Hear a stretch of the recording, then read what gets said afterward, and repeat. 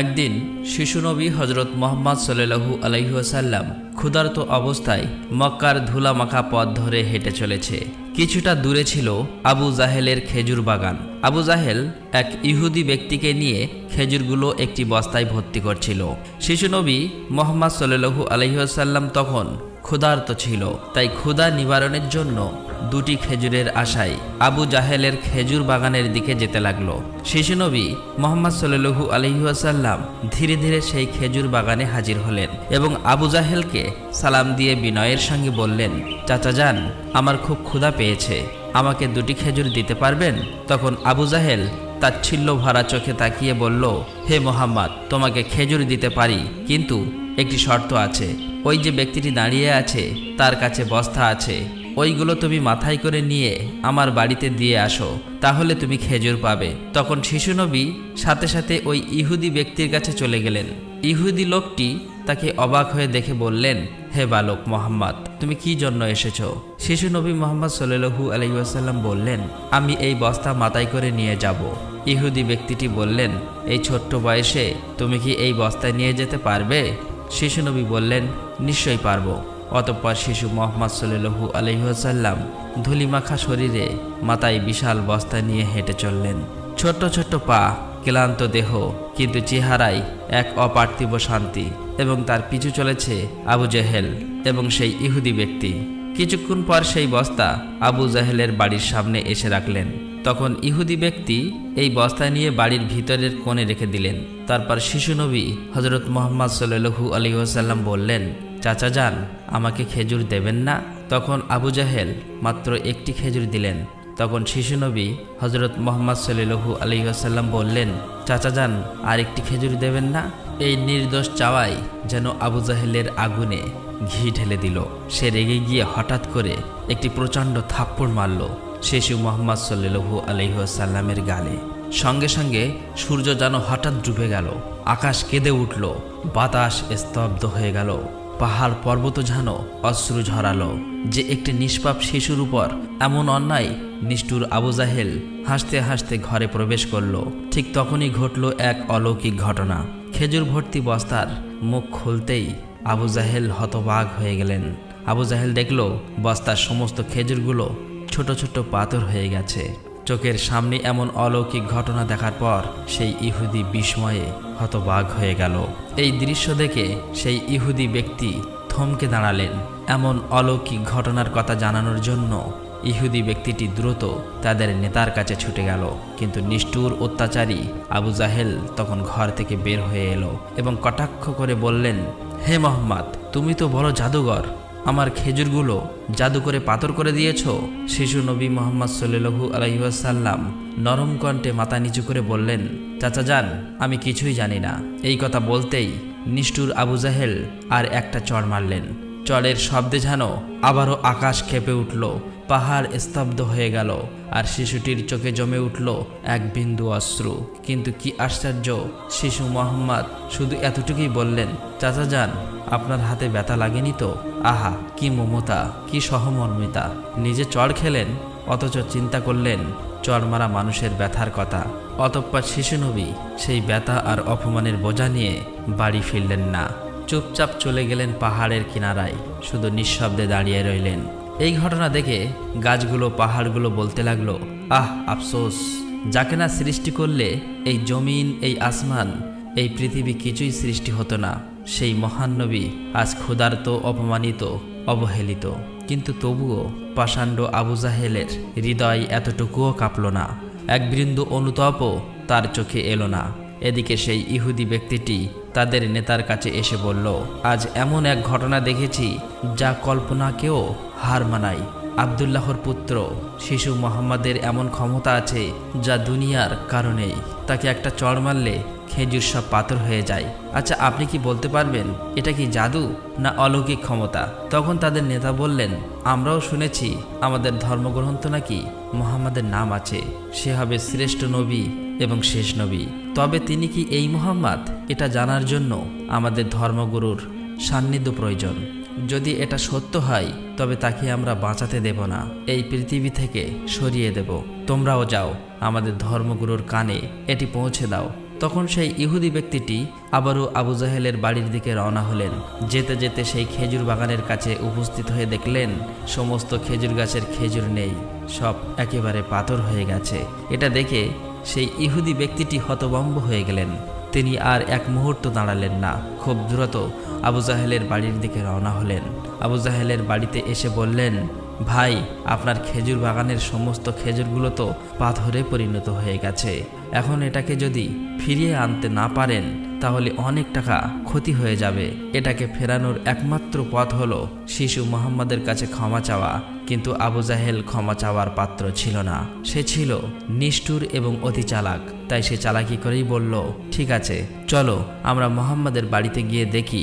এই বলে তারা শিশু মুহাম্মদ সাল্লাল্লাহু আলাইহি ওয়াসাল্লামের বাড়ির দিকে রওনা হলেন। শিশু মুহাম্মদ সাল্লাল্লাহু আলাইহি ওয়াসাল্লাম থাকতেন চাচা আবু তালেবের সঙ্গে। চাচা আবু তালেব তখন ঘরে একা। কিছুক্ষণের মধ্যেই আবু জাহেল এসে হাজির হয়ে বললেন, হে আবু তালেব, শিশু মুহাম্মদ কোথা থেকে এমন জাদু শিখেছে? সে তো বড় জাদুঘর।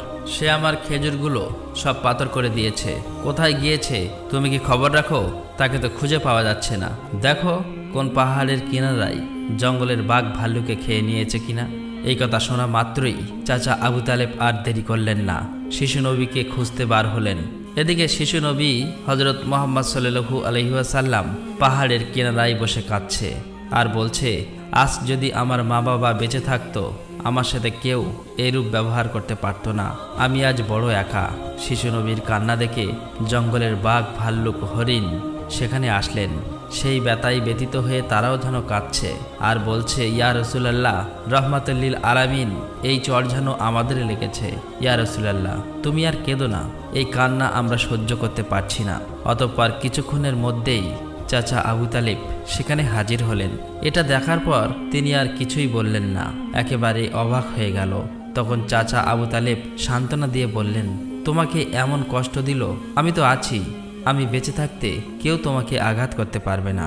অতঃপর শিশু নবীকে নিয়ে চাচা আবু তালেব বাড়িতে চলে এলেন। সেই রাতেই চাচা আবু তালেব আবু জেহেলের বাড়িতে গিয়ে বললেন, তুমি তাকে জাদুঘর বলছো, অথচ সে তো কিছুই চায়নি। সে তো তোমার খেজুর নেয়নি, তোমার বিরুদ্ধে কিছু বলেনি। এই শিশুর চোখে যে অশ্রু ঝরেছে সেই অশ্রু একদিন পাহাড়ও গলিয়ে দেবে। এই কথা বলে তিনি সেখান থেকে চলে আসলেন। এই কথা শুনে আবু জাহেল কোনো জবাব দিল না, কারণ এই শিশুর মধ্যে এমন কিছু ছিল যা সে অনুভব করতে পারছিল কিন্তু স্বীকার করতে পারছিল না। আসলে আবু জাহেল ছিল মিথ্যাবাদী এবং অত্যাচারী। সেই রাতে মক্কার আকাশে এক উজ্জ্বল আলো দেখা গেল। সবাই ভাবল বুঝি কোনো তারা পড়েছে। ফেরেশতারা একে একে নেমে আসলো। এক ফেরেশতা আরেক ফেরেশতাকে বলল, এই শিশুর চোখে পানি দিয়ে একদিন মহা কিতাব নাজিল হবে। এই শিশু হবে শ্রেষ্ঠ মানব তথা শ্রেষ্ঠ নবী, যা সমগ্র বিশ্ববাসীর জন্য রহমত স্বরূপ।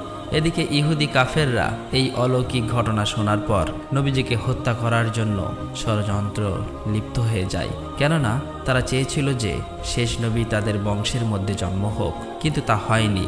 তাদের মধ্যে একজন ইহুদি তাদের ধর্মগুরুর কাছে গিয়ে সমস্ত ঘটনা খুলে বললেন। তখন তাদের ধর্মগুরু বললেন, আমি চিনেছি তাকে, সে সেই নবী যার বর্ণনা আমাদের কিতাবে আছে। তার দুটি চিহ্ন রয়েছে, একটি কাঁধে নবুয়াতের মোহর, অন্যটি তার দৃষ্টিতে রহমত। অন্য একজন প্রশ্ন করল, তাহলে আপনি কি ঈমান আনবেন? তখন তিনি চুপ করলেন, মাথা নিচু করলেন, তারপর শুধু বললেন, আমরা চেয়েছিলাম আমাদের বংশে আসুক, তাই আমরা সত্যকে অস্বীকার করব। অন্যদিকে প্রতি বছর চাচা আবু তালেব ব্যবসার উদ্দেশ্যে সিরিয়ায় সফর করতেন। সেদিনও চাচা আবু তালেব সিরিয়া সফরের উদ্দেশ্যে প্রস্তুত হচ্ছিলেন। ঠিক সেই সময় শিশু মুহাম্মদ সাল্লাল্লাহু আলাইহি ওয়াসাল্লাম এসে বললেন, চাচা যান, আপনার সঙ্গে আমিও সিরিয়ায় সফরে যাব। কিন্তু শিশু মুহাম্মাদের কথা চাচা আবু তালেব ফেলতে পারলেন না। অতঃপর পরের দিন ব্যবসার উদ্দেশ্যে শিশু মুহাম্মাদকে নিয়ে চাচা আবু তালেব সিরিয়া সফরের উদ্দেশ্যে রওনা হলেন। এভাবেই চলতে চলতে কয়েক মঞ্জিল পথ অতিক্রম করার পর বাণিজ্য কাফেলা শাম নামক একটি জায়গায় গিয়ে বিশ্রাম নিচ্ছিলেন। সেখান থেকে কিছুটা দূরে খ্রিস্টানদের একটি গির্জা ছিল। সেই গির্জায় খ্রিস্টানদের একজন ধর্মগুরু ছিল, যে সেই জামানার সবচেয়ে মহাপণ্ডিত ছিল। কাফেলা যখন আবারও চলতে শুরু করলো, তখন ওই খ্রিস্টানদের ধর্মগুরু লক্ষ্য করে দেখল কাফেলার সাথে সাথে যে সোজা শিশু নবী আছে তার ঠিক মাথার উপর একখণ্ড মেঘ আছে। তার মাথার উপর ছায়া দিতে দিতে সরে আসছে। এটা দেখে তিনি অবাক হয়ে গেলেন। খ্রিস্টান ধর্মগুরু খুব শীঘ্রই তাদের ধর্মগ্রন্থ পড়ে বুঝলেন নিশ্চয়ই কাফেলার ভিতরে আখিরি জামানার শেষ নবী রয়েছে। তখন তিনি খুব দ্রুত তাদের একজন লোককে ডাকলেন এবং বললেন, তোমরা যাও, ওই কাফেলার সকলকে ডেকে আনো, তাদেরকে আমরা দাওয়াত খাওয়াবো। এই কথা শুনে তারা সেখানে চলে গেল এবং তাদেরকে বলল, প্রিয় ভাইরা, আমাদের ধর্মগুরু আপনাদের সকলেরই দাওয়াত করেছেন, এই দাওয়াত আপনারা কবুল করুন। অতঃপর কাফেলার সকলেই ওই গির্জায় আসলেন। তারপর খ্রিস্টান ধর্মগুরু কাফেলার সকলকে পেট ভরে খাওয়ালেন। অতঃপর কিছুক্ষণ পর খ্রিস্টান ধর্মগুরু আবু তালেবকে বললেন, হে কাফেলার সর্দার, নিশ্চয়ই এই শিশুর পিতামাতা ইন্তেকাল করেছে। আবু তালেব বললেন, হ্যাঁ, আপনার অনুমান সত্য, তারা ইন্তেকাল করেছে। এখন আমি তাকে লালন পালন করি। তখন খ্রিস্টান ধর্মগুরু বলল, এ কাফেলার সর্দার, শুনে রাখো, আপনার ভাতিজা নিশ্চয়ই আল্লাহর শেষ নবী হবেন। তার পৃষ্ঠদেশে মোহরের নবুয়াত খচিত আছে। তার প্রতি তুমি খুবই সতর্ক দৃষ্টি রাখবে এবং তাকে কোথাও একা যেতে দেবেন না। কেননা ইহুদি নাসারাগণ এটা জানতে পারলে, চিনে ফেললে, তারা শিশু মোহাম্মদকে প্রাণনাশের চেষ্টা করবে, এতে কোনো সন্দেহ নেই। তখন চাচা আবু তালেব বললেন, আপনি এই খবর জানেন কিভাবে? খ্রিস্টান ধর্মগুরু বললেন, আমি তৌরাত কেতাবে এই ঘটনার বর্ণনা পেয়েছি। তুমি যাও, তোমার ভাতিজাকে এখানে ডেকে আনো। তখন চাচা আবু তালেব শিশু মোহাম্মদকে সেখানে আনার জন্য চলে গেলেন। কিছুক্ষণ পর খ্রিস্টান ধর্মগুরু দেখলেন আবার একটি কাফেলা রওনা হচ্ছে। তখন খ্রিস্টান ধর্মগুরু সেখানে গেলেন এবং তাদেরকে জিজ্ঞাসা করলেন, আপনারা কারা আর কোথায়, কি জন্যই বা যাচ্ছ? তখন তারা উত্তর দিল, আমরা রোম দেশের সৈন্য, আমাদের বাদশাহ আমাদেরকে পাঠিয়েছে যে দুনিয়াতে নাকি আখিরি নবীর আবির্ভাব হয়েছে অনেক দিন আগেই। আমরা তার সন্ধান করছি, তাকে খুঁজে ফেলে হত্যা করে দেব। আপনি কি তার কোনো সন্ধান দিতে পারবেন? তখন খ্রিস্টান ধর্মগুরু বলল, তোমরা বৃথায় তাকে খুঁজে বেড়াচ্ছ। আল্লাহ তাআলা যদি সত্যিই তার শেষ নবীকে দুনিয়ায় পাঠিয়ে থাকেন, তবে তো তিনি নিজেই তাকে হেফাজত করবেন। কারো এমন সাধ্য নেই যে তাকে হত্যা করতে পারবে। অতএব তোমরা আবারও রোম দেশে ফিরে যাও। এই কথা শুনে ওই সৈন্যগুলো ফিরে গেল। এভাবেই সেই দিন অতিবাহিত হয়ে গেল। রাতের বেলা খ্রিস্টান ধর্মগুরু চাচা আবু তালেবকে তাদের গির্জায় ডেকে বলল, হে কাফেলার সর্দার, দেখেছ তো, আমার কথাই সত্য। ইহুদি নাসারাগণ আখিরি নবীর সাথে চরম শত্রুতা পোষণ করে। তারা যদি শেষ নবীকে হাতের কাছে পেয়ে যায় তাহলে হত্যা করার চেষ্টা করবে। অতএব ভাতিজাকে নিয়ে বিদেশে যাওয়া উচিত হবে না, ফিরে যাও। অতঃপর পরের দিন চাচা আবু তালেব আর বিদেশ সফর করলেন না, আবারও দেশের পথে ফিরে আসতে লাগলেন। কিছুক্ষণ যাবার পর পথের মধ্যে একটি ঘোড়া দেখতে পেলেন, কিন্তু সেখানে কোনো মানুষ ছিল না। এটা দেখে তারা সেখানে দাঁড়িয়ে পড়লেন। তারপর দেখলেন একজন মানুষ মৃত অবস্থায় পড়ে আছে। আসলেই এটি ছিল একজন ইহুদি যে শিশু নবীকে হত্যা করতে এসেছিল। কিন্তু আজ সেই শিশু নবী নিজে তাকে বাঁচিয়ে তুলছে, নিজের হাতে পানি খাওয়াচ্ছেন। এভাবেই তাকে বাঁচিয়ে নিজেদের সাথে নিয়ে আবারও পথ চলতে শুরু করলেন। এভাবেই চলতে চলতে তাদের কাফেলা একটি সাগরের কিনারায় এসে উপস্থিত হলেন। সেখানে ছিল একটি জেলে সম্প্রদায়ের বসবাস। তাদের কাফেলা সেখানেই বিশ্রাম নিচ্ছিলেন। কিন্তু ওখানকার জেলে সম্প্রদায় ছিল মূর্তি পূজারী। তারা ছিল কুসংস্কারে আবদ্ধ। চাচা আবু তালেব হঠাৎ করে একটি জায়গায় গিয়ে দেখল একদল জেলে সম্প্রদায় মূর্তি পূজা করছে। তখন তাদের মধ্যে একজনকে জিজ্ঞাসা করল, প্রিয় ভাইরা, আপনারা এমন করে মূর্তি পূজা করছেন কেন? তখন সেই ব্যক্তি বলল, আমাদের জালে বহুদিন থেকে মাছ ধরা পড়ে না, তাই সমুদ্রের দেবতাকে খুশি করার জন্য এই পূজার আয়োজন করেছি। এদিকে শিশু মুহাম্মদ সাল্লাল্লাহু আলাইহি ওয়াসাল্লাম লক্ষ্য করে দেখলেন একটি বড় মূর্তির সাথে একজন মা ও তার বাচ্চাকে শিকল দিয়ে বেঁধে রাখা হয়েছে, তাদেরকে বলি দেবে বলে। কেননা এই জেলে সম্প্রদায়ের বিশ্বাস ছিল এভাবে বলি দিলে তাদের দেবতা খুশি হবে, তাদের জালে আবারও মাছ ধরা পড়বে। তখন শিশু মুহাম্মদ সাল্লাল্লাহু আলাইহি ওয়াসাল্লাম সেখানে গেলেন এবং তাদেরকে শিকল খুলে মুক্তি করে দিলেন। সেই মুহূর্তে একজন জেলে সেখানে গেলেন এবং বললেন, আমরা যাদেরকে বলি দেব বলে বেঁধে রেখেছিলাম তাদেরকে একজন বাচ্চা খুলে দিয়েছে। এটা শুনে তারা সবাই অতি দ্রুত নবীজিকে ধরতে সেখানে যেতে লাগলো। তখন চাচা আবু তালেব তাদেরকে থামাতে গেল, আর সেই সাথে সাথেই তারা সবাই দেখতে পায় সমুদ্রের কাছে সেই বড় মূর্তিটি আপনা আপনি ভেঙে পড়েছে। সমুদ্রের ঢেউ উঠেছে আর সেই ঢেউয়ের সাথে সাথে অনেকগুলো মাছ উপরে উঠে এসেছে। এটা দেখে সমস্ত জেলে সম্প্রদায়ের মানুষ অনেকগুলো মাছ ধরল এবং তারা নিজেরা অনেক খুশি হয়ে গেল। এটা দেখে আবু তালেব অবাক হয়ে যায়। আসলেই নবীজি তখন সমুদ্রের ধারে দাঁড়িয়ে আল্লাহর কাছে দোয়া করছিলেন। নবীজির দোয়ার বরকতে আল্লাহ তাআলা তাদেরকে মাছ দিয়েছিলেন। অতঃপর তাদের কাফেলা মক্কার দিকে রওনা হলো। মক্কায় আসার পর শিশু নবী হযরত মুহাম্মদ সাল্লাল্লাহু আলাইহি ওয়াসাল্লাম চাচা আবু তালেবের ছাগল নিয়ে চড়াতে যেতেন। একদিন ছাগল চড়িয়ে ফেরার পথে শিশু নবী দেখতে পান এক জায়গায় দাসদাসীদের কেনাবেচা চলছে। পুরুষদের গরম রড দিয়ে অত্যাচার করছে এবং মহিলাদের উচ্চ দামে কেনাবেচা চলছে। এটা দেখে শিশু নবী অনেক কষ্ট পায়। এদিকে নবীজির এক চাচা আবু লাহাব দাসীকে কেনাবেচা করত। তিনি একজন দাসকে বেশি দামে বিক্রি করে দিচ্ছিলেন। ঠিক সেই সময় তার স্বামী গিয়ে বললেন, হুজুর, আপনি এমন কাজ করবেন না, আমাদেরকে ক্ষমা করে দিন। এভাবেই কাকুতি মিনতি করতে লাগলো, কিন্তু আবু লাহাব তার কোনো কথাই শুনতে চায় না। ঠিক সেই সময় আমাদের দয়ার নবী সেখানে হাজির হয় এবং চাচা আবু লাহাবকে বলে, আপনি এই মহিলাকে বিক্রি করবেন না। তখন আবু লাহাব বলে, আমি এই মহিলাকে অনেক বেশি দামে কিনেছি, আমার মূল্য পরিশোধ করে দিলে আমি তাকে ছেড়ে দেব। তখন শিশু নবী তার এই মূল্য পরিশোধ করে দিলেন, আর সেদিন সেই মহিলা নবীজির জন্য মুক্তি পেয়েছিলেন। অতঃপর সেই সময় মক্কায় বহুদিন ধরে বৃষ্টি হচ্ছিল না। মক্কায় বড় বড় নেতারা একত্রিত হয়ে বলতে লাগলো, মক্কায় বহুদিন ধরে বৃষ্টি হচ্ছে না, আমাদের বাচ্চারা মারা যাচ্ছে, পশু পাখি মারা যাচ্ছে। তাই আমরা সবাই মিলে কসম করছি যে আমরা সবাই কাবার কাছে আসব এবং সেখানে গিয়ে বৃষ্টি চাইব। যতক্ষণ না বৃষ্টি আসে ততক্ষণ আমরা সেখান থেকে আসব না। এই কথা বলার পর সবাই একে একে কাবার দিকে যেতে লাগলো।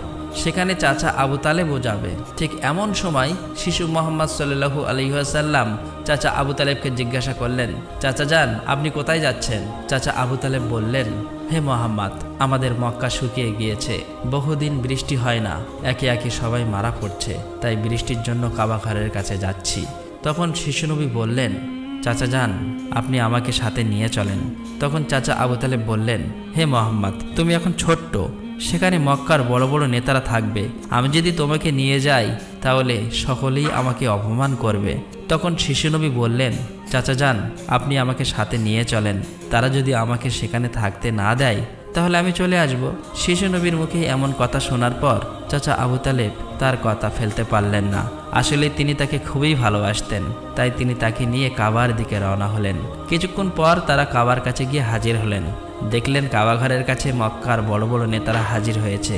আশেপাশের পুরুষ মহিলা সবাই হাজির হয়েছে, কেননা তারা শপথ নিয়েছে বৃষ্টি না আসা পর্যন্ত কাবা ঘর আঁকড়ে ধরে রাখবে। মক্কার বড় বড় নেতারা বলতে লাগলো, হে আবু তালেব, তুমি কি জানো না আমরা এখানে শপথ করে এসেছি, তুমি এই শিশুটিকে কেন নিয়ে এসেছো? এখানে তো তার কোনো প্রয়োজন নেই। তখন আবু তালেব বললেন, হে মুহাম্মদ, তুমি পিছনের দিকে চলে যাও।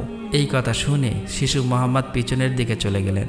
অতঃপর মক্কার বড় বড় নেতারা একসাথে বলতে লাগলো, হে কাবা ঘরের স্রষ্টা, আমাদের পানির ব্যবস্থা করে দিন, আমরা আর পারছি না। এভাবেই বলতে বলতে সারা রাত কেটে গেল, কিন্তু একটুও বৃষ্টি হলো না। সকাল গড়িয়ে দুপুর হয়ে গেল, বৃষ্টি হলো না। এদিকে কাবা ঘরও গরম হতে শুরু করলো। এর মাঝে তিনজন গরম সহ্য করতে না পেরে গরমে অজ্ঞান হয়ে গেল। কিছু লোক তাদেরকে নিয়ে এক জায়গায় চিকিৎসার ব্যবস্থা করলেন। এদিকে একজন চাচা আবু তালেবের পিছনে আঁকড়ে ধরলেন। চাচা আবু তালেব যখন পিছনে ফিরে তাকালেন, দেখলেন শিশু মুহাম্মদ সেখানে দাঁড়িয়ে আছে। অত্যন্ত রেগে গেলেন এবং বললেন, হে মুহাম্মদ, তুমি এখানে কেন এসেছো? তখন শিশু মুহাম্মদ বললেন, চাচা যান, আমাকে আসতে দিন, আমি আসলেই মহান আল্লাহ তাআলা পানি বর্ষণ করবেন। তখন চাচা আবু তালেব বললেন, এখানে এতগুলো মক্কার বড় বড় নেতা আছে, তারা সবাই পানি চাইছে, কিছু হচ্ছে না, আর তুমি এখন এই শিশু বয়সে কি করবে? তুমি চাইলে পানি হবে?